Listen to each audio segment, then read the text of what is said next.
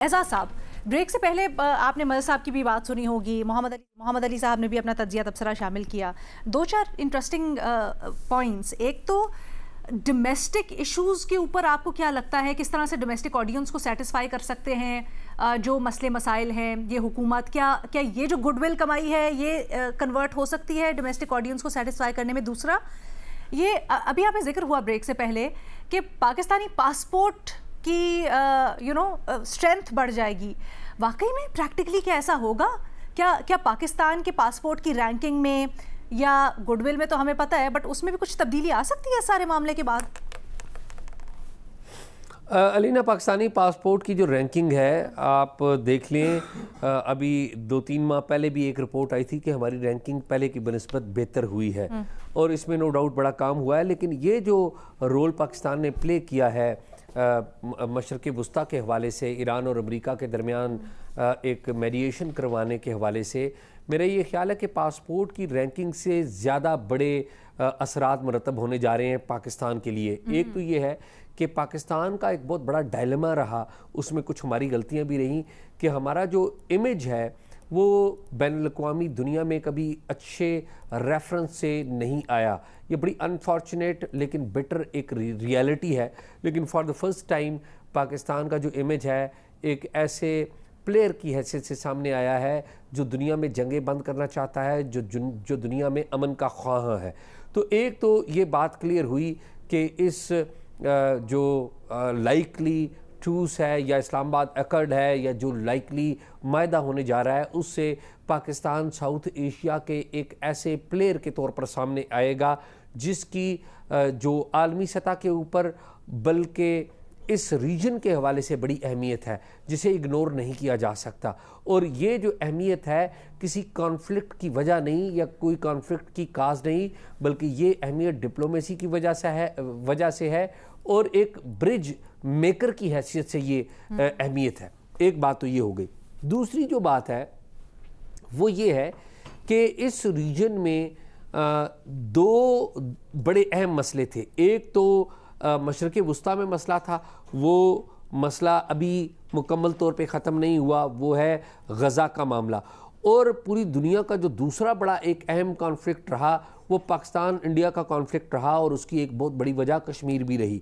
आपको याद होगा अमेरिकी सदर डोनाल्ड ट्रंप ने जब पाकिस्तान के प्राइम मिनिस्टर से और पाकिस्तान के फील्ड मार्शल से जनरल आसिम मुनीर से मुलाकात की थी और आपको याद है एक इंटरेक्शन में उन्होंने कहा था कि मेरी ख्वाहिश होगी कि मैं पाकिस्तान के प्राइम मिनिस्टर को और हिंदुस्तान के प्राइम मिनिस्टर को बाहर कहीं भेजूं, वो इकट्ठे वॉक करें या खाना खाएं।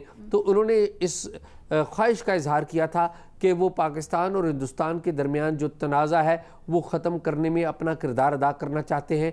इस मामले की ऑफ़र उन्होंने की थी, लेकिन इस मामले को रिजेक्ट कर दिया था, भारत की तरफ से ये रिजेक्शन आई थी। तो मुझे लगता ये है कि अब पाकिस्तान की एक ऐसी हैसियत होगी डिप्लोमेटिकली भी और अदरवाइज़ भी, जिससे भारत और पाकिस्तान के दरमियान जो बंद दरवाजे हैं उनके खुलने का भी एक मौका मिलेगा। भारत इस वक्त, अगर आप माने या ना माने, भारत की डिप्लोमेसी को एक धचका ज़रूर लगा है हालिया सालों के अंदर। जो पड़ोसियों के साथ उसके ताल्लुकात रहे, चीन और पाकिस्तान तो माजी में ही भारत के उनके साथ ताल्लुकात अच्छे नहीं रहते थे, पाकिस्तान के साथ भी अच्छे नहीं रहते थे। लेकिन मालदीव्स के साथ, बांग्लादेश के साथ और दीगर जो पड़ोसी मालिक हैं उनके साथ जो भारत के ताल्लुकात में और आलमी सतह पर आपको पता है कनाडा में जो डिप्लोमेसी को जो धचका लगा, मेरा ये ख्याल है कि भारत के अंदर भी एक थिंकिंग आएगी कि पाकिस्तान के साथ जो आप जो कुट्टी वाली पॉलिसी है वो ख़त्म करें। और ये थिंकिंग आ रही है। आप देखिए भारत के अंदर ऐसी आवाज़ें उठना शुरू हो गई हैं कि आप पाकिस्तान से बात नहीं करना चाहते थे, आपकी ये जो पॉलिसी है वो नाकाम हो गई। तो आई बिलीव इस सारी जो पाकिस्तान की जो गुडविल पाकिस्तान ने अचीव किया है उसके असरात पॉजिटिवली भारत के ऊपर भी पड़ेंगे और भारत के अंदर से भी ये आवाज़ें उठेंगी और यकीनी तौर पे उठेंगी कि पाकिस्तान के साथ जो डिसएंगेजमेंट की जो पॉलिसी है वो ठीक नहीं है। पाकिस्तान के साथ इंगेज करें, पाकिस्तान के साथ बातचीत करें और इसी तौर पर इस खत्ते में भी अमन आएगा। सही है। इरशाद भट्टी साहब, बहुत अच्छी बात है, बहुत हौसला अफजा डेवलपमेंट्स हो रही हैं, बहुत खुशाइन, लेकिन सर क्या इसराइल इन तमाम मामलात में अभी भी एक स्पॉइलर है, या आप समझते हैं कि इस वक्त किसी हद तक कंटेन कर लिया गया अमेरिका की तरफ से उसे? मैडम शेख, आपके सवाल के दो हिस्से हैं। पहला हिस्सा है कि ये जो हमने गुडविल हासिल की, कमाल की सफारतकारी की, कमाल का काम किया, और इस जंग और जंगों में ख़ास तौर पर जंगों ने पाकिस्तान को इज़्ज़त बख्शी। पहला मार्का हक, इज़्ज़त बख्शी पाकिस्तान को। दूसरा ये अमेरिका इसराइल की ईरान पर बिला जवाज़ मुसल्लत करदा जंग, ये नंगी जहरियत, ये वहशत बर्बरियत, इसमें हमारा किरदार कमाल का किरदार रहा।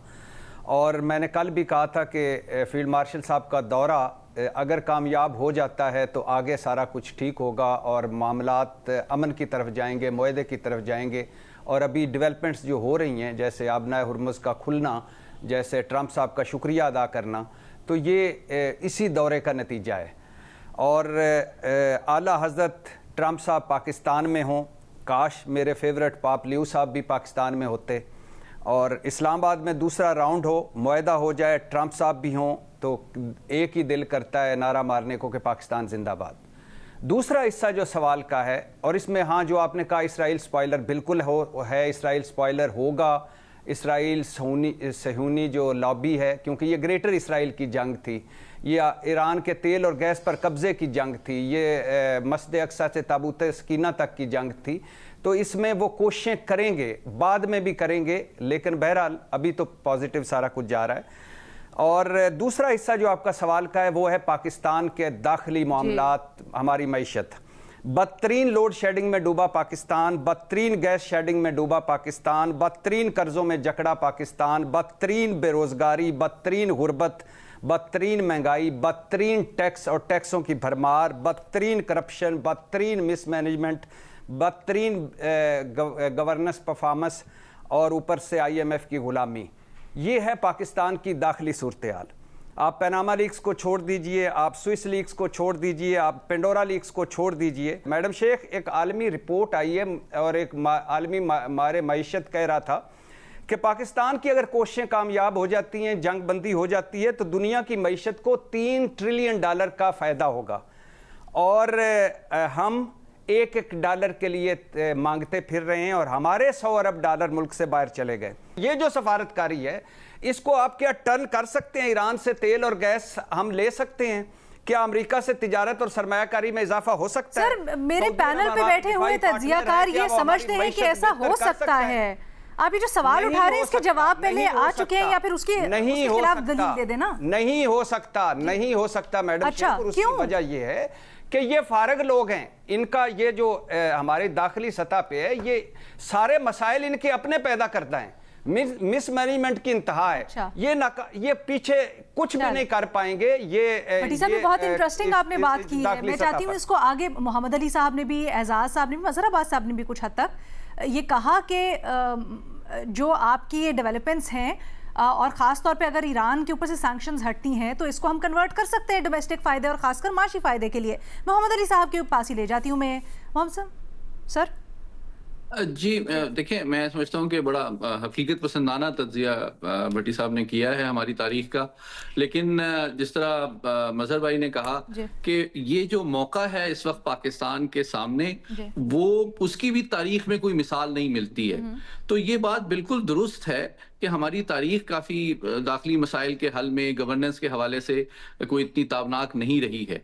लेकिन इसमें डेफिनेटली एक ऐसा मौका है कि इसको बेहतर प्लानिंग से, दानिशमंदी से, दाखिली और खारजी सतह पे हम अपने माशी, सियासी, समाजी और इन तमाम मसाइल के देरपा हल के लिए कैसे इस्तेमाल कर सकते हैं। तो मैं समझता हूं कि डेफिनेटली इसमें बहुत मौके मौजूद हैं। और मैंने जिस तरह गुजारिश की थी कि देखें, ये जो अमेरिका और ईरान के मसाइल हैं, वो उस गुत्थी के चार ही उसके कोने थे, और 3 कोने इस प्रोग्राम की रिकॉर्डिंग तक सुलझाए जा चुके हैं। लबनान में जंगबंदी हो गई है, गल्फ ऑफ हॉर्मज़ खुल गई है, और सदर ट्रंप ने ताज़ा तरीन इतलात के मुताबिक ईरान का बाज़ाब्ता तौर पे शुक्रिया भी अदा कर दिया है कि आपने तमाम तिजारती जहाज़ों के लिए मुकम्मल तौर पे इस वक्त जो है आपने हॉर्मज़ को खोल दिया गया है। और तीसरी चीज़ ये है कि जनाब एटमी प्रोग्राम के बारे में भी ट्रम्प साहब कह चुके हैं कि वो हमारी तमाम चीजें मान चुके हैं। तो सिर्फ चौथा पहलू जो है अच्छा, वो जो उनके ऊपर सैंक्शंस हैं उनमें तखफीफ रह गई है। और डेफिनेटली अगर ये होती है तो कोई वजह नहीं है कि ये खित्ता जो है तरक्की के उस रास्ते पे गामजन हो जिस पे अभी तक नहीं। अच्छा, मैं आप तीनों से ये चीज़ पूछना चाहती हूँ, क्योंकि भट्टी साहब ने जो पूरा अपना आर्ग्यूमेंट बिल्ड किया, और एक ये सवाल भी अक्सर मैं देखती हूँ उठाया जाता है कि हम बहुत अच्छी बात है ये सब कुछ हमें नेक नामी मिल रही है या सिफारती महाज पर हम इतना कुछ कर रहे हैं, बट अगर ये डोमेस्टिकली हमारे लिए कुछ फ़ायदा नहीं ला पा रहा तो हमें इसका क्या फ़ायदा, इससे क्या हासिल हुआ? क्या ये इस आर्ग्यूमेंट में जान है, या क्या ये कंपैरिजन करना आप लोगों के ख्याल में दुरुस्त है? जो भी तीनों में से जवाब देना चाहे। अलीना, पहली बात तो ये है कि जो भट्टी साहब ने जो बात कही ना पाकिस्तान की माशी सूरत हाल की, पाकिस्तान की करप्शन के हवाले से, गवर्नेंस के हवाले से, ये बिल्कुल दुरुस्त बात की उन्होंने, बिल्कुल सही, कि पाकिस्तान के डोमेस्टिक ये चैलेंजेस मौजूद हैं।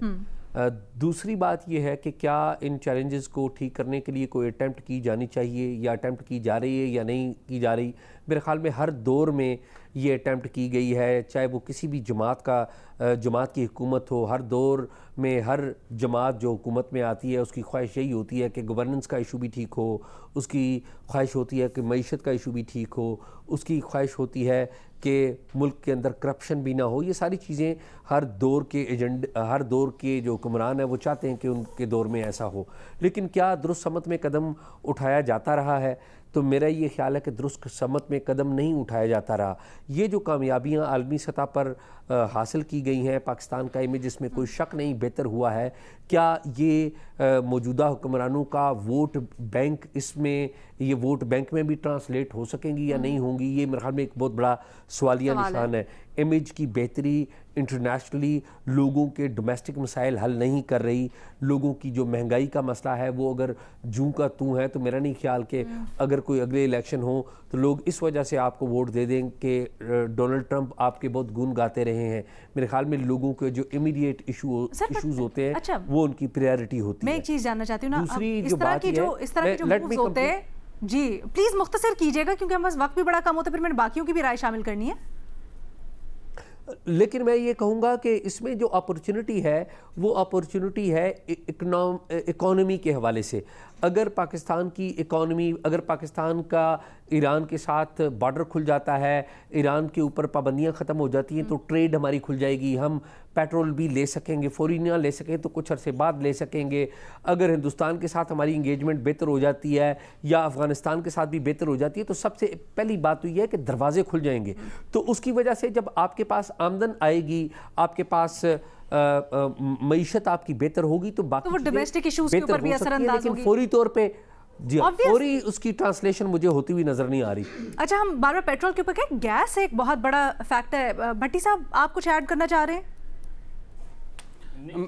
मैडम शेख, एक सेकंड नहीं कर पाएंगे, ये नहीं कर पाएंगे। वजह काबिलियत नहीं है, सलाहियत नहीं है, विजन और हिकमत अमली नहीं है इनके पास, ये जो दोनों पार्टियां हैं। अच्छा। और मौजूदा मुआशी इंतज़ामी निज़ाम इस काबिल नहीं है कि इसमें कोई बेहतरी लाई जा सके। और ये जो हुक्मरान हैं इनके ऊपर के पोर्शन खाली हैं, ये नहीं कर पाएंगे। और कई बार हमने ये मौके 78 सालों में ज़ाया किए हैं कि अल्लाह ने हमें एक मौका दिया, हमने वो ज़ाया कर दिया, तो अब भी ये ज़ाया करेंगे। आप देख लें, अल्लाह करे मैं गलत साबित हूँ, लेकिन ये इस काबिल ही नहीं है कि ये क्योंकि बहुत सारी चीज़ें मिलकर मुल्क को आगे ले जाती हैं, ये नहीं कर पाएंगे। और हम बस अपनी सफारतकारी की तारीफें करते करते टैक्स देते रहेंगे। मज़ा साहब, देखिए अगेन एक अपॉर्चुनिटी, जब हम कहते हैं ना कि एक अपॉर्चुनिटी है पाकिस्तान के पास और शायद और बड़ी अपॉर्चुनिटी मिले। फ़र्ज़ करें इक़्तिसादी पाबंदी ख़त्म होती है तो उसके बाद आप ईरान के साथ गैस पाइपलाइन का जो पेंडिंग मंसूबा है वो कंप्लीट कर सकते हैं।